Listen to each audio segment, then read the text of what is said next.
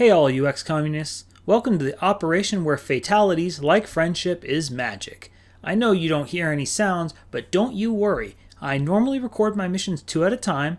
Partway through Magical Fatality, I figured out the error that caused Operation Standard Condition to be silent, and I fixed it. Until then, I'll pipe in the music artificially, and we'll keep up with the quote-unquote sound effects from the last mission.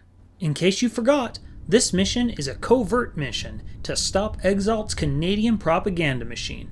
It's an encoder transmitter mission, so the main goal is to keep EXALT from getting to the encoder area. The encoder has been conveniently placed on top of this building. I say conveniently sarcastically.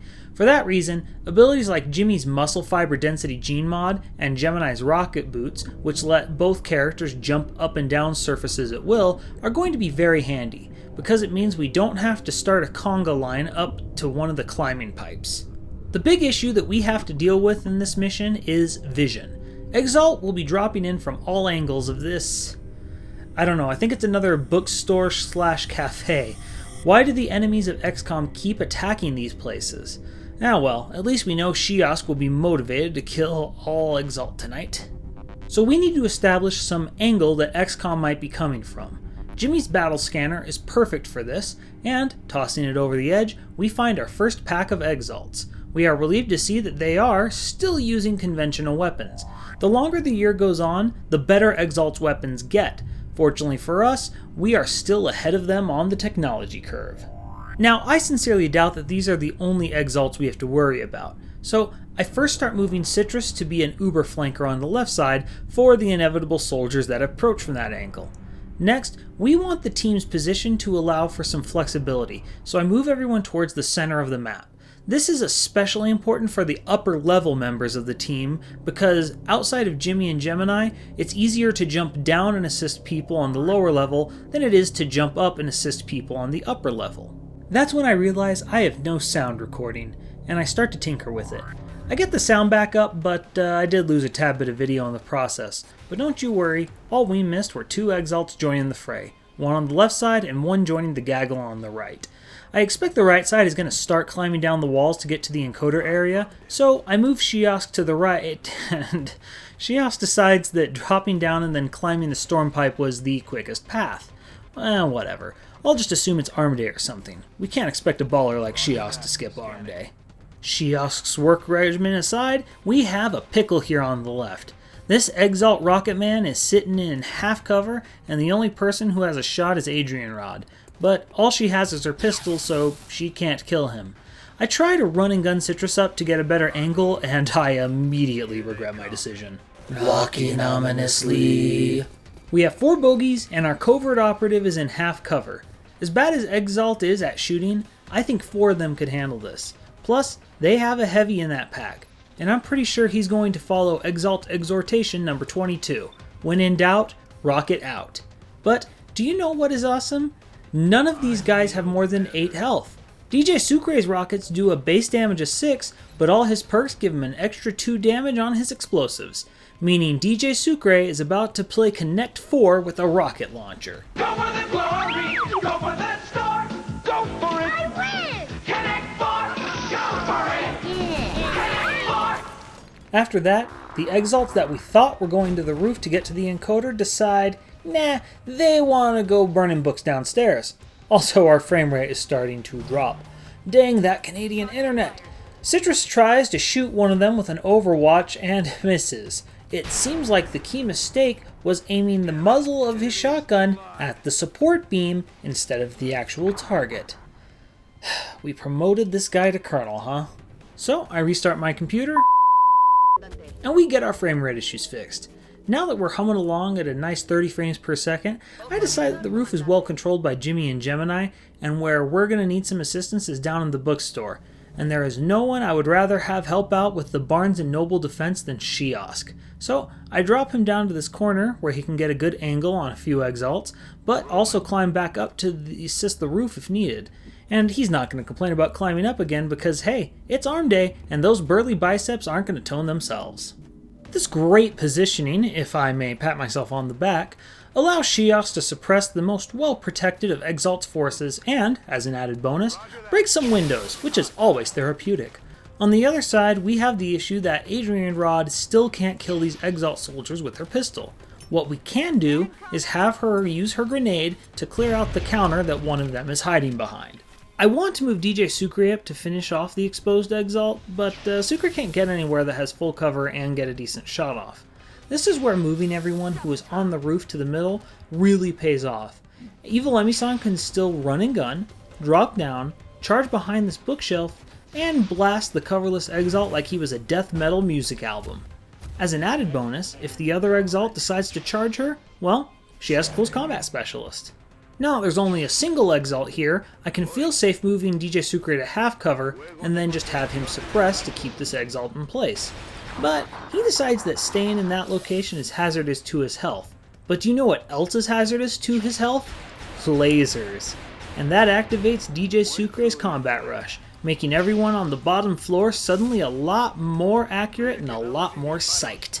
That's when one of the EXALTs gets the crazy idea to actually assault the thing that they're there for, the encoder. But hey, that's where we have Jimmy and Gemini, and they are ready with Overwatches. And I'm beginning to wonder if Gemini has a railgun or the glue-on gun from Half-Life, because he simply doesn't just kill the EXALT soldier, but makes him vanish from existence. I mean, look at this, it's like a magic trick. In this frame, the EXALT's there, in the next frame, poof, he's gone! I feel the only logical conclusion is that Gemini did not murder him, but simply unmade him. EXALT reinforcements show him at the edges, and the cameraman can't be bothered to show Citrus's awesome long-range shotgun shot.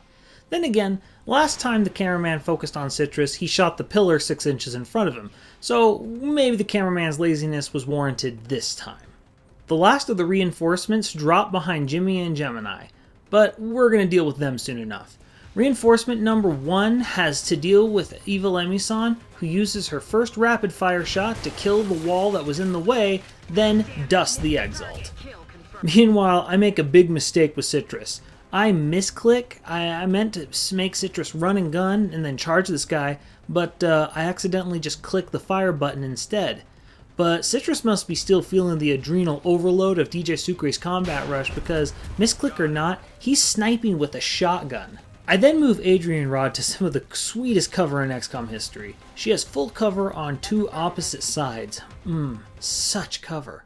On top of it all, because she's the covert operative, she can hack this comm relay, which prevents EXALT from using their primary weapons for the rest of their turn. How does it do that? Because it messes with their communication, and, in Metroid Other M style, they suddenly don't have the authorization to use rifles or something. I don't know, it makes no sense, but we like it. With the guy on the far side unable to use his main weapon, I pat myself on the back for putting Shiask where I did, because he has an amazing shot on the guy who landed on the roof. And with its health down to 3, Gemini Spark feels like it's the perfect time of year for a barbecue. With no gun to shoot, it is apparent that this EXALT soldier has no idea what to do. He shuffles to his right for a first move, deliberates, then decides to go to the roof. But Jimmy's going to shoot him right in the scalp with her pistol, no doubt ruining this man's haircut. Adrian Rod hacks the next communications array, meaning we get another turn with no EXALT main weapons fire. I decide to return Shiask to the roof so that we have the flexibility to respond to a variety of threats. Meanwhile, Gemini was told that we caught his black magic blaster gun on camera, so he turns the setting from Erase Soul back to the more mundane setting of Exterminate. The last of the EXALT reinforcements arrive, and again, the cameraman just can't seem to be bothered to actually show Jimmy and DJ Sucre's Overwatch shots. Laziest cameraman ever. So, with 3 reinforcements on the ground and 2 on the roof, we have a 7-5 advantage. I move Gemini backwards and I decide to see if I can get these 2 EXALT soldiers to shoot at one another, forgetting that I disabled their comm relay, so my burning of the front guy to try and get him to panic and shoot his buddy was a waste of a perfectly good flank shot. And while Citrus has been making up for his support beam shot with some absolutely stupid long-range shotgun shooting, I'd rather give him a bit more favorable of odds. So we run and gun Citrus up and knock the socks off this guy. Or rather, we knock him out of his socks, but that's just being picky with prepositions. Now, I really want to get Adrian Rod a kill and give her a chance at a promotion. But both of these targets are behind cover and that would reduce our chance of getting Adrian Rod a good shot. But we then remember Splice Strategy's axiom number 4. Any shot becomes possible if you destroy enough cover. And Emi-san just happens to have the grenade that can leave both of these guys flapping in the breeze. Or hanging in the Adrian Rod kill zone. You know, whatever. We move DJ Sucre and suppress, hoping the EXALT stays still and we can get Adrian Rod another kill. Jimmy moves back and shows everyone why she is the undisputed leader of the team. Only Jimmy can inspire such fear that the bad guys quake in their boots after they die. Seriously though, what was up with that leg spasm there? I'd like to get Shiosk the kill on this guy, but this guy's at full health and Shiosk has low crit odds. So I just put Shiosk into suppression to limit any chance that this guy has of doing damage via pulling his sidearm out to shoot at us. On EXALT's turn, that dude that DJ Sucre was suppressing unwisely decides to move. He gets shot, and then it takes a second for his corp to remember that his body should react to the recoil from a gun. Then over here, we're having an episode of trick shot shenanigans with 12 Shiosk. In today's episode, the EXALT guy will teleport through the ceiling, and then Shiosk will have to try and shoot him through the floor. Can Shiosk hit the shot?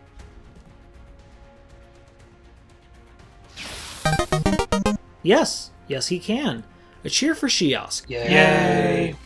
Look, Shiosk didn't even leave a scorch mark as he shot through the wooden floor with a laser weapon. So, for the record, this shot, and this shot, Shiosk can't get anywhere close. But shooting Blinky McTeleport through a solid barrier? No sweat! Defending the bookstore hipster cafe really seems to bring out the best in Shiosk. Now, I don't know where the last dude is, but remember the very first episode where I got Sir Meta killed because I failed to recognize that the square Sir Meta wasn't allowed to move into was already occupied? Yeah, well, we're learning from our mistakes because we are looking for any squares that Shiosk isn't allowed to walk in to determine where the last EXALT is. This leads me to the big reveal of Splice Strategy's axiom number 1. Learn from your mistakes, you dummy. So, we need to end Operation Magical Fatality with the most appropriate of sound effects. Finish him!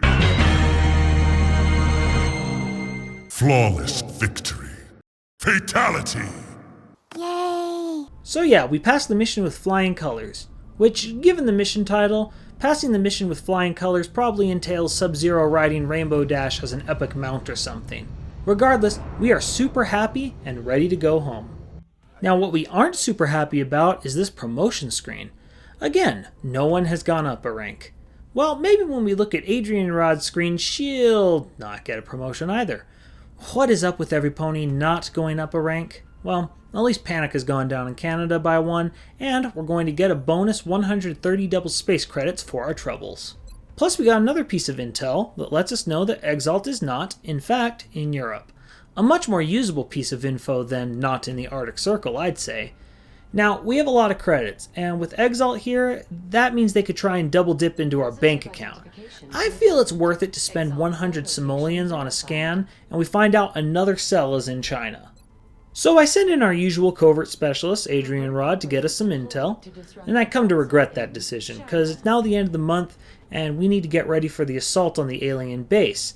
If we take some damage during the alien base attack, well, we could end up being shorthanded for when we have to go assault EXALT. But what has been done, and we can't really dwell on it. I build the skeleton key so we can get into the alien base, and then I scan further, and our ammo conservation research completes at the foundry. I'm still in money spending mode to make sure EXALT can't drain our accounts, so I start scope upgrade research, which will make it so that our scopes improve our crit chances as well as our accuracy. Scan again, and the satellite uplink completes, and I think it's time to go lay waste to the alien base. Before we head off, I make sure to give Shiosk his light plasma rifle that I forgot to give him last time, and then it's off to Siberia to evict the aliens from the icy tundra that is famous for being so awful, Russians sent people there as punishment. As far as places to hide your secret bases go, the aliens have picked a good one. I fully expected them to be hiding next to a Starbucks or a gas station, but maybe those other attacks were just ruses to give us a false sense of security. Interesting tidbit. This mission happens to fall on June 28th, 2015. Did you know that June 28th, 2015 will actually be a Sunday? And where we're going, the icy north of Russia, it's going to be snowy too. So it's probably going to sparkle a lot. Seems Bobby Percival has done his research. Join us next Tuesday as we party crash the aliens' home in Operation Sparkly Sunday. Until then, I'm Splice, and I totally plan to eat everything in the aliens' fridge.